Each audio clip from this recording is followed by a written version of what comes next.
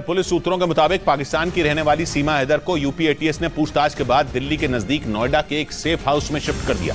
सीमा के साथ उनका एक बेटा और प्रेमी बताए जा रहे सचिन भी मौजूद हैं। सीमा हैदर की असलियत जानने के लिए पिछले 2 दिनों से यूपी एटीएस की टीम उनसे पूछताछ कर रही है। और पुलिस सूत्रों के मुताबिक इन 2 दिनों में सीमा हैदर से करीब 18 घंटे पूछताछ की गई। सूत्रों का कहना है कि पूछताछ में सीमा हैदर ने यह कबूल किया कि उनके भाई और चाचा पाकिस्तानी सेना में हैं, लेकिन वो जासूसी की बात से इनकार करती रही। और पुलिस के सूत्र बताते हैं कि सोमवार को सीमा से करीब 7 घंटे और अगले दिन उनसे करीब 11 घंटे पूछताछ की गई। बाद में सीमा हैदर को रबूपुरा थाने ले जाया गया, जहाँ उन्हें रात करीब 9 बजे तक थाने में रखा गया। पुलिस सूत्रों के मुताबिक बाद में सुरक्षा कारणों की वजह से उन्हें यूपी एटीएस ने नोएडा के एक सेफ हाउस में शिफ्ट कर दिया। बताया गया कि पाकिस्तानी महिला होने की वजह से उन पर हमले का खतरा मंडरा रहा है, इसलिए सुरक्षा एजेंसियां अलर्ट हैं। और पुलिस सूत्रों के मुताबिक यूपी एटीएस की टीम सीमा हैदर के कोड वर्ड डिकोड करने में जुट गई। जांच एजेंसियों को शक है कि सीमा पाकिस्तान की खुफिया एजेंसी आईएसआई की एजेंट है और वो सचिन से प्यार करने की आड़ में किसी बड़ी साजिश को अंजाम देने की फिराक में है। जबकि सीमा हैदर का दावा है कि वो जासूस नहीं है। उनके मुताबिक वो सचिन से प्यार करती हैं और उनके साथ रहने के लिए ही अपने बच्चों के साथ भारत आई हैं। लेकिन सीमा के इन दावों पर सुरक्षा एजेंसियों को जरा भी भरोसा नहीं।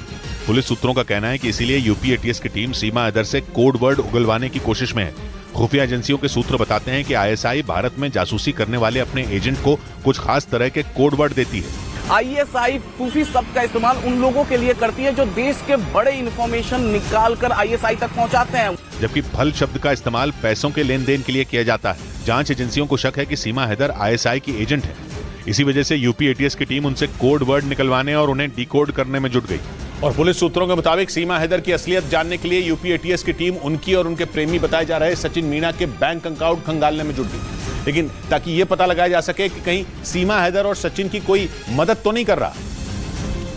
क्योंकि जांच के दौरान ये बात सामने आई कि सीमा हैदर ने भारत आने से पहले 5 पासपोर्ट बनवाए थे। इसके अलावा वो 10 मार्च को सचिन से मिलने नेपाल पहुंची थी। इसके ठीक 2 महीने बाद सीमा अपने 4 बच्चों के साथ पाकिस्तान से दुबई और वहां से नेपाल होते हुए भारत पहुंच गई। सूत्रों के मुताबिक पासपोर्ट बनवाने से लेकर और पाकिस्तान से दुबई होते हुए भारत आने में सीमा ने लाखों रुपए खर्च कर दिए। इसीलिए जाँच एजेंसियाँ सीमा, सचिन और सचिन के घर वालों के बैंक खातों की डिटेल्स खंगालने में जुट गई है।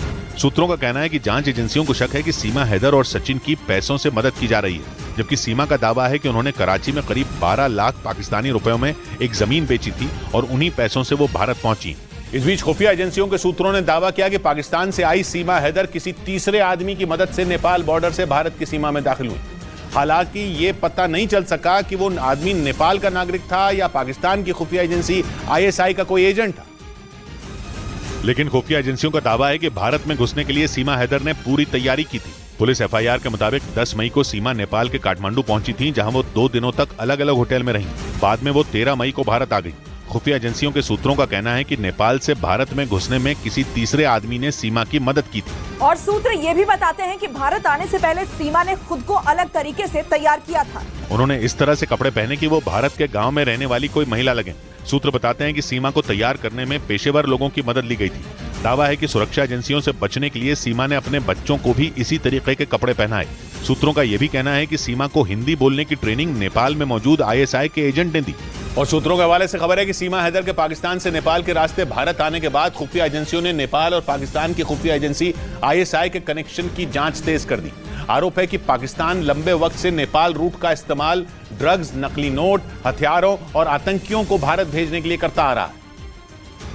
और पाकिस्तान की रहने वाली सीमा हैदर भी नेपाल के रास्ते ही भारत में घुसी थी। मंडू में आईएसआई के एजेंट एयरपोर्ट से रोजाना से नेपाल आए और कितने वहां से गए। ऐसे में शक और गहरा हो गया कि सीमा को भारत भेजने के पीछे आईएसआई की सोची समझी साजिश हो सकती है। और सूत्रों का कहना है कि इसी वजह से खुफिया एजेंसियों ने नेपाल और आईएसआई के कनेक्शन की जाँच तेज कर दी। एक रिपोर्ट के मुताबिक पिछले कुछ साल में भारत नेपाल सीमा के पास आईएसआई ने अपनी जड़ें जमा ली।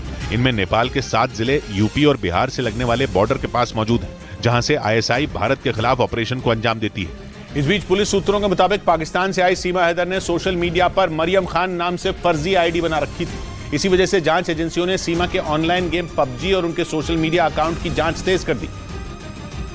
और पुलिस सूत्रों का कहना है कि सीमा हैदर सचिन के अलावा भी भारत में रहने वाले कई लोगों के संपर्क में थी। सूत्रों के मुताबिक जांच में ये भी पता चला कि सीमा ने मरियम खान नाम से सोशल मीडिया पर फर्जी आईडी बना रखी थी। इसी वजह से सुरक्षा एजेंसियों का शक और भी पुख्ता हो गया कि प्यार की आड़ में सीमा किसी बड़ी साजिश को अंजाम देने के लिए भारत में घुसी है। सूत्रों के हवाले से खबर है कि पूछताछ में सीमा हैदर ने बताया कि सचिन मीणा उनके लिए पाकिस्तान जाना चाहते थे, जिसके लिए उन्होंने पासपोर्ट के लिए आवेदन भी दिया था, लेकिन उन्हें डर था कि पाकिस्तान में सचिन की हत्या कर दी जाएगी। इसी वजह से उन्होंने सचिन को पाकिस्तान आने से रोक दिया था।